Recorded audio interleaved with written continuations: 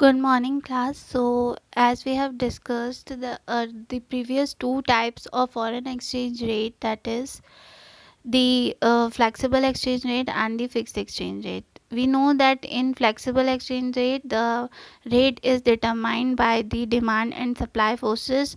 The rate at which the demand curve intersect the supply curve, it is known as the equilibrium rate, and that rate is determined or fixed in the free market.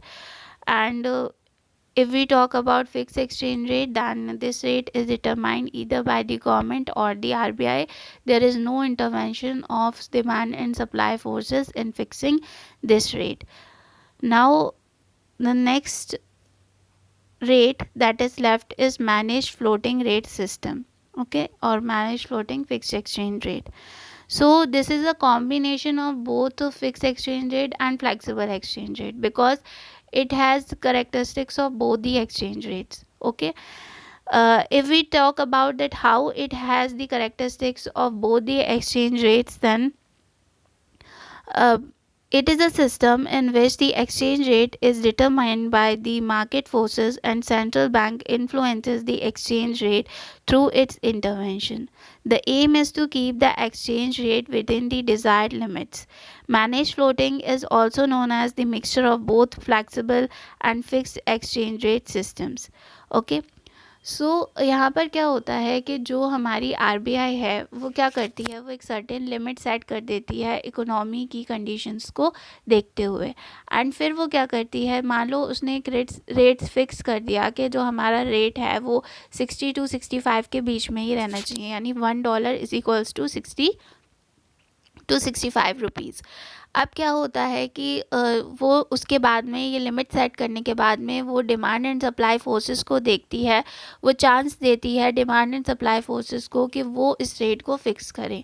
मान लो जो demand and supply forces के through जो भी equilibrium rate हमारा आ रहा है वो हमारा आता है 55 और वी कैन से 75, तो ये हमारी जो डिज़ायर्ड लिमिट है उससे बहुत ज़्यादा दूर है, बहुत ज़्यादा कम है या बहुत ज़्यादा है। ठीक है, तो उस केस में क्या होता है, उस केस में आरबीआई इंटरवीन करती है, इंटरफेयर करती है और इस रेट को चेंज करने की कोशिश करती है। रेट को चेंज करने के लिए वो क्या कर सकती है, वो या तो सप्लाई को बढ़ा सकती है अगर उसे रेट कम करना है तो, या फिर वो अपनी demand come I mean demand में चेंज ले आएगी, तो जो रेट है वो हमारा चेंज हो जाएगा। ठीक है, डिमांड बढ़ाएगी, वो अपनी डिमांड बढ़ा देगी फॉरेन एक्सचेंज की, तो हमारा रेट जो है वो बढ़ जाएगा। तो इस तरीके से वो क्या करती है, वो इंटरवेंशन करती है रेट को चेंज करने के लिए। मान लो अगर ये रेट जो था वो उसने 60 to 65 की लिमिट रखी थी, एंड ये जो डिमांड एंड सप्लाई फोर्सेस ने रेट फिक्स किया वो 60 to 65 के बीच में ही आता है, it comes to 62, $1 is equals to 62। Then उस केस में जो आरबीआई है वो कोई भी इंटरवेंशन नहीं करती, वो मतलब एज इट इज़ उस रेट को अप्लाई कर देती। ठीक है, तो उस केस में ये हमारा क्या कहलाता है, ये हमारा मैनेज फ्लोटिंग रेट सिस्टम कहलाता है, because it is a hybrid of both the flexible and fixed exchange rate system. Okay, and इसमें दोनों की करेक्टरिस्टिक्स आ जाती हैं कि डिमांड एंड सप्लाई फोर्सेस भी रेट को फिक्स कर रही हैं और उसके साथ साथ जो आरबीआई है वो भी इंटरवेंशन कर रही है अपना, अगर उसकी लिमिट के अंदर जो रेट है वो नहीं आ रहा है तो। ठीक है, so this is known as the manage floating rate system. इसको हम डर्टी फ्लोटिंग भी कहते हैं, and you can write it over here that it is also known as dirty floating. And ये आपका हो गया मैनेज फ्लोटिंग रेट सिस्टम। एक चीज़ यहाँ पर और है कि मैनेज फ्लोटिंग में आपको एक स्टॉक रखना पड़ेगा अपने पास में एक्सचेंज फॉरेन एक्सचेंज का, ताकि जब भी आप चाहो डिमांड या सप्लाई में इजीली चेंज ला सकते हो। आप सप्लाई कब बढ़ाओगे, आप सप्लाई जब भी बढ़ा पाओगे जब आपके पास स्टॉक में फॉरेन एक्सचेंज होगा तो, या आप डिमांड कैसे करोगे, डिमांड के लिए भी आपको जो है वो स्टॉक की ज़रूरत होगी। तो अगर आपको कोई भी चेंज लाना है फॉरेन एक्सचेंज रेट में, तो आप क्या करोगे, उसके लिए एक स्टॉक मेंटेन करके चलोगे, आरबीआई क्या करेगी, एक स्टॉक मेंटेन करके चलेगी जिससे वो सप्लाई और डिमांड को इन्फ्लुएंस कर सकती है और उसके थ्रू वो रेट को चेंज कर सकती है। हमने पढ़ा है कि अगर सप्लाई में या डिमांड में कोई चेंज आता है तो उससे रेट भी इफेक्ट होता है, ठीक है। तो इस केस में भी वो ऐसे ही करती है, वो सप्लाई और डिमांड को चेंज करती है and then it changes the rate. Okay, so ये आपका हो गया मैनेज फ्लोटिंग रेट सिस्टम। उसके बाद में now we will study the difference between the fix exchange rate and the flexible exchange rate.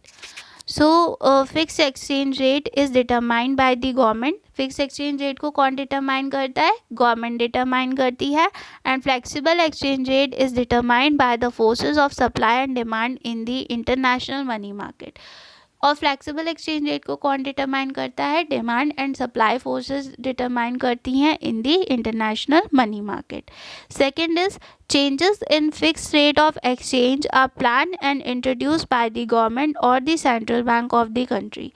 जो भी चेंजेस हो रहे हैं फिक्स एक्सचेंज रेट में वो कौन लेकर आता है, वो गवर्नमेंट लेकर आती है या फिर central bank of the country that is the RBI in India, ठीक है। तो या तो जो भी चेंज होगा इस रेट में, मैंने आपको बताया कि या तो वो गवर्नमेंट करती है इस रेट में चेंज, फिक्स एक्सचेंज रेट में जो भी चेंज होता है उसे गवर्नमेंट करती है या फिर जो है वो आरबीआई उसको चेंज करती है। जो भी चेंजेस फ्लेक्सिबल एक्सचेंज रेट में होंगे वो चेंजेस इन मार्केट फोर्सेस की वजह से होंगे, that is demand and supply में अगर कोई चेंज हो रहा है तो वो चेंज लेकर आएगा in the flexible exchange rate.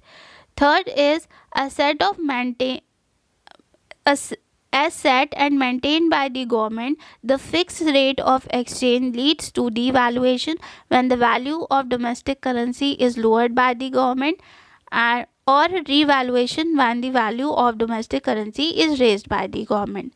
As determined by the forces of supply and demand, flexible rate of exchange leads to depreciation of domestic currency when the exchange rate rises and the appreciation of domestic currency when the exchange rate falls. See, यहाँ पर एक जो चीज़ समझने की है वो ये है कि अगर इफ़ इन केस हमारा जो एक्सचेंज रेट है वो इंक्रीज़ हो जाता है, यानी $1.50 से $1.60 का हो जाता है, देन हमें ज़्यादा यूनिट्स देनी पड़ रही हैं दूसरी करेंसी को परचेज़ करने के लिए, दैट मीन्स हमारी करेंसी की वैल्यू रिड्यूस हो गई है। और अगर ये रेट जो है वो $1.50 से $1.40 का हो जाता है तो हमें कम यूनिट्स देनी पड़ रही हैं, यानी कि हमारा जो करेंसी की डोमेस्टिक करेंसी की वैल्यू है वो कैसी हो गई है, वो बढ़ गई है। तो यहाँ हमने क्या देखा, हमने यहाँ ये कंक्लूड किया कि रेट के बढ़ने से हमेशा जो वैल्यू है करेंसी की वो रिड्यूस होती है एंड रेट के कम होने से वैल्यू करेंसी की बढ़ जाती है। That much is clear. Now अगर ये वैल्यू कम हो रही है या ये वैल्यू बढ़ रही है गवर्नमेंट की वजह से, अगर गवर्नमेंट डेलिबरेटली सप्लाई में या डिमांड में चेंज लाके वैल्यू को कम कर रही है या वैल्यू को बढ़ा रही है तो उसको हम क्या कहते हैं, उसको हम डीवैल्यूएशन कहते हैं कम होने को, और रीवैल्यूएशन कहते हैं बढ़ने को, ठीक है। ये गवर्नमेंट के केस में है वैल्यू का बढ़ना या घटना। एंड अगर ये वैल्यू कम हो रही है या वैल्यू बढ़ रही है डिमांड एंड सप्लाई फोर्सेस की वजह से, डिमांड एंड सप्लाई फोर्सेस में जो चेंज आ रहा है उसकी वजह से वैल्यू बढ़ रही है घट रही है, तो हम उसको क्या कहते हैं, हम उसको depreciation and appreciation of domestic currency कहते हैं, ठीक है। तो गवर्नमेंट के केस में क्या कहते हैं, devaluation and revaluation, and fix exchange rate के केस में हम क्या कहते हैं, या डिमांड एंड सप्लाई फोर्सेस के केस में हम उसको डेप्रिसिएशन एंड एप्रिसिएशन कहते हैं। So this is the difference given over here. And fourth is to maintain the fixed rate of exchange at a particular level, the government needs to keep a large stock of foreign exchange. Flexible exchange rate does not require any large stock of foreign exchange as its level is set by the market forces of supply and demand. यहाँ पर क्या है कि अगर fix exchange rate है उसे एक particular level पर मेंटेन करने के लिए हमें स्टॉक की ज़रूरत होती है फॉरेन एक्सचेंज की, के लार्ज स्टॉक की ज़रूरत होती है, एंड फ्लेक्सिबल एक्सचेंज रेट में हमें किसी लार्ज स्टॉक की ज़रूरत नहीं होती है, क्योंकि ये डिमांड एंड सप्लाई फोर्सेस खुद से डिटरमाइन करती हैं। यहाँ स्टॉक की ज़रूरत क्यों है फिक्स्ड में? एज आई टोल्ड यू कि आप जब सप्लाई में चेंज करोगे या डिमांड में चेंज करोगे तो आपके पास फॉरेन एक्सचेंज का स्टॉक होगा पहले से, तभी तो आप सप्लाई बढ़ा पाओगे।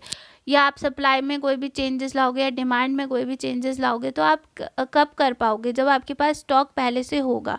ठीक है, कुछ तो आपको करना पड़ेगा, क्योंकि अगर फ्लेक्सिबल एक्सचेंज रेट की बात करें तो वहाँ तो आपको किसी स्टॉक की ज़रूरत नहीं है, वो चीज़ automatically demand and supply forces की वजह से हो जा रही है।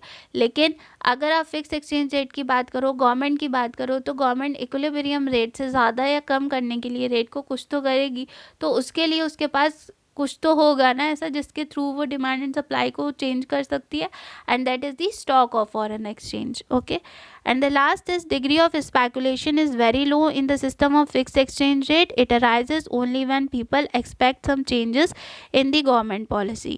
Degree of speculation is very high in the system of flexible exchange rate. It is because of the uncertainty of market forces of supply and demand. Speculation as I told you, जब exchange rate जो है वो कम चल रहा होता है, for example $1.50 का चल रहा है तो सस्ता है इस टाइम पे, तो मैंने परचेज़ कर लिया। अब मान लो $1.70 का हो जाता है, तो जब रेट बढ़ जाएगा तो उस टाइम पे मैं उस डॉलर को सेल करके प्रॉफिट अर्न कर सकती हूँ, तो ये स्पेकुलेशन कहलाता है। ठीक है, तो जो फिक्स एक्सचेंज रेट है उसमें स्पेकुलेशन की डिग्री या चांसेस कम होते हैं, बिकॉज आपको उतना आपको इतना मतलब पता नहीं होता है कि गवर्नमेंट की पॉलिसी किस डायरेक्शन में चेंज हो जाएगी, कैसे चेंजेस आएंगे गवर्नमेंट की पॉलिसी में, गवर्नमेंट कैसे चेंज करेगी, वो हमारे लिए सर्टेन नहीं है। लेकिन अगर डिमांड एंड सप्लाई फोर्सेस हैं तो हम उनको मॉनिटर कर सकते हैं, हम जान सकते हैं कि मतलब कोई बड़ चेंजेस आने वाले हैं, एंड ऑल्सो जो डिमांड एंड सप्लाई फोर्सेस होती हैं वो बहुत ज़्यादा अनसर्टेन होती हैं, उनमें बहुत जल्दी जल्दी चेंजेस भी आते रहते हैं। सो वहाँ पे स्पेकुलेशन एक्टिविटीज़ बढ़ जाती हैं in comparison to fixed exchange rate. Fix exchange rate में स्पेकुलेशन एक्टिविटीज़ नहीं हो पाती हैं। So this was your difference between the fixed and flexible exchange rate, and also we have covered the third type of foreign exchange rate, that is the managed floating rate system. Okay, so that's all for today. Thank you.